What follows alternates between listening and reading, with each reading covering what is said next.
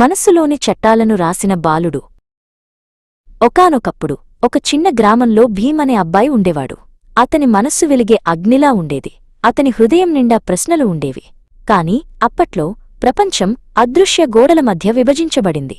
పాఠశాల లోపల ఇతర పిల్లలు చెక్కబల్లలపై కూర్చుంటే భీమ్ తలుపు సందులగుండా పాఠాలు వింటూ బయట ధూళి నిండిన గోనెసంచుమీద కూర్చోవలసి వచ్చేది. ఎండ బాగా ముదిరినప్పుడు భీమ్ గొంతు ఎండిపోయిన ఇసుకలా మారేది. కాని ఇతర విద్యార్థులలాగా నీటికుండను తాకడానికి అతనికి అనుమతి ఉండేది కాదు.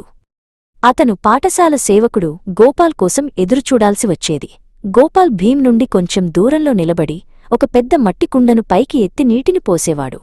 భీమ్ తన 2 చేతులను దోసిలిలా పట్టి ఆ నీటిని తాగేవాడు.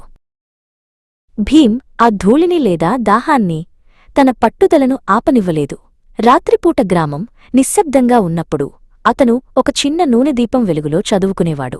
పుస్తకాలు మంత్రపు తివాచీల వంటివని, అవి తనను ఏ గోడలనైనా దాటించగలవని అతను గ్రహించాడు. ప్రపంచం నేర్పించే ప్రతి విషయాన్ని తాను నేర్చుకోవాలని అతను తనలో తాను ఒక నిశ్శబ్ద ప్రమాణం చేసుకున్నాడు.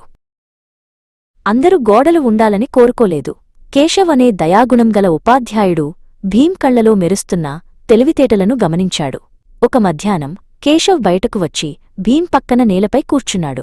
అతను భీమ్ చేతికి ఒక అందమైన పుస్తకాన్ని అందిస్తూ, ప్రపంచం మారుతోంది భీమ్, అన్ని ద్వారాలను తెరిచే తాళంచెవి నీ మేధస్సు అని చెప్పాడు. భీమ్ ఎదిగే కొద్దీ అతని కలలు గ్రామ పొలాల కంటే విశాలంగా మారాయి. తనకు కావలసిన సమాధానాలను వెతకడానికి హోరిజోన్ అవతలివైపు ఏముందో చూడాలని అతను తెలుసుకున్నాడు. పుస్తకాలతో నిండిన బరువైన సూట్ కేస్ మరియు ఆశతో నిండిన హృదయంతో అతనొక పెద్ద ఓడ ఎక్కాడు. గొప్ప భవనాలలో చదువుకోవడానికి అతను నీలి సముద్రాల మీదుగా సుదూర దేశాలకు ప్రయాణించాడు. సముద్రం అవతల ఉన్న నగరాల్లో భీమ్ జ్ఞానవేటగాడు అయ్యాడు. కాగితాలతో చేసిన ప్రాచీన అడవుల వంటి పెద్ద గ్రంథాలయాలలో అతను తన రోజులు గడిపాడు.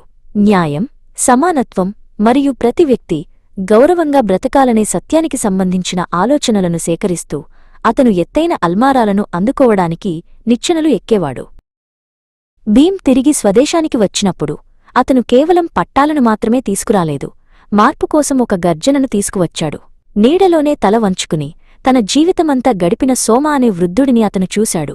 భీమ్ నేరుగా అతని వద్దకు వెళ్లి అతని చేతిని పట్టుకుని, సోమా, గర్వంగా నిలబడు, నీకు నువ్వే రాజువు అని దృఢంగా చెప్పాడు. కొత్త దేశం యొక్క నాయకులు భవిష్యత్తు కోసం పునాది వేయడానికి సహాయం చేయమని భీమ్ను అడిగారు. అతను చాలా పగళ్లు, చాలా రాత్రులు ఒక పెద్ద చెక్క మేజ వద్ద కూర్చున్నాడు.